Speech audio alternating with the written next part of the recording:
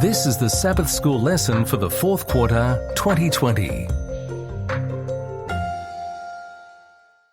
Lesson 8 for November 14 to 20, Education and Redemption, read by Dr. Percy Harrold. Sunday, November 15, In the Image of God.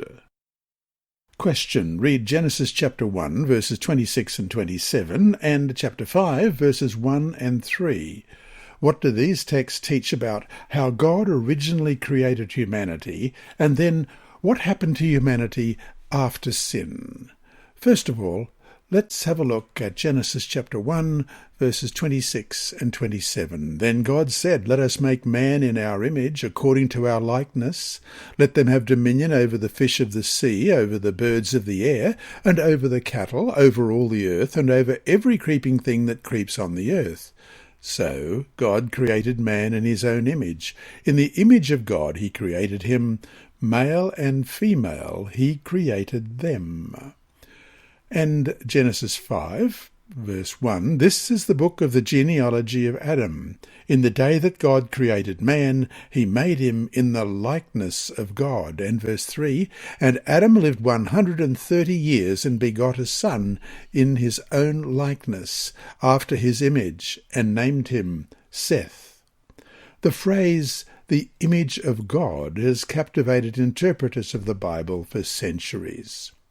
What is this image in which the first humans were created? For example, does it mean that God looked in a mirror and formed his new creation to look like himself? Or does it mean that humans are more like God than all other forms of life are? Or does it refer to a spiritual and intellectual similarity and compatibility between the Creator and his human creation? The Scriptures do not give any precise explanation of this expression, even though scholars have derived from Scripture many interpretations of what it could mean. However, we can see that after sin, this image has been changed, which is why Ellen G. White wrote that the goal of education is to restore in man the image of his Maker, Education, page 14 and 16. How can education achieve such a remarkable goal?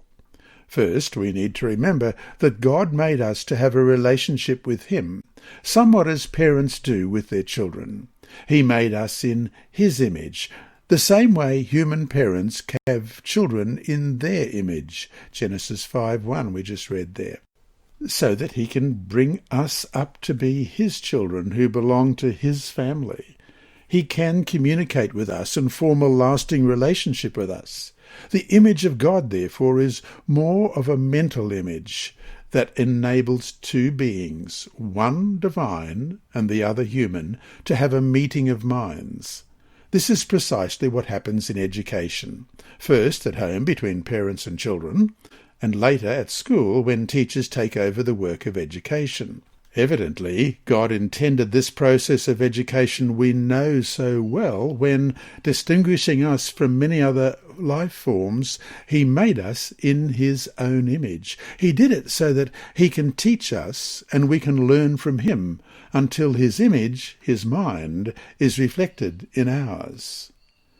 So to finish today, the story of redemption is a story of education from creation to incarnation, and from incarnation to recreation. God is a teacher, and heaven is a school for all time, as we read in Education, page 301.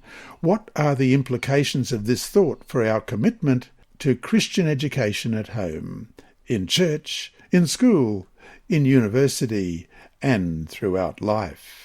And page 301 of that book, Education, reads, "Heaven is a school, its field of study, the universe, its teacher, the Infinite One."